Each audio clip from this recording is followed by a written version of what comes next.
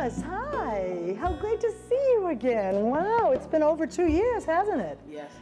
When we introduced Thomas as a Wednesday's Child back in 2005, he was 12 years old and very interested in wrestling.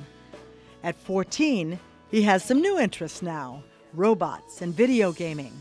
So we visited Anthrotronics, where we were welcomed by CEO Corey Lathan.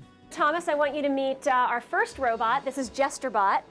And then this is our first generation of Cosmobot. Thomas was fascinated by the teaching devices created here. School is very important to Thomas. He has college aspirations. He actually graduated with a 3.1 average out of middle school. And what you're going to do is you're going to control the robot and use this to avoid the obstacles. Anthrotronics developed this to teach soldiers to drive remote-control devices.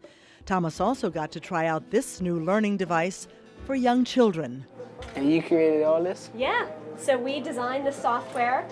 Thomas says he has a few things he'd like to be when he grows up. One would be a therapist, helping kids who have been abandoned as he was. They teach the kids some things, how to control their anger and how to keep themselves calm. So I learned a lot from a good therapist. Now these are robots that we use with high school students to teach them about robotics. Thomas says he hasn't given up hope of finding a permanent family. I just don't want to move around anymore. I'm ready to find a permanent family. But he says he wasn't hurt that a family didn't come forward the first time he was presented as a Wednesday's Child. I wasn't disappointed. I was kind of okay with it. I see that it takes some time for people to try to react.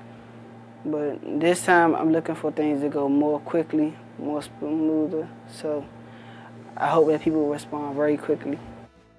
Meanwhile, he'll be building his own robot, ready to welcome that new family when it comes along. Barbara Harrison, News 4 for Wednesday's Child.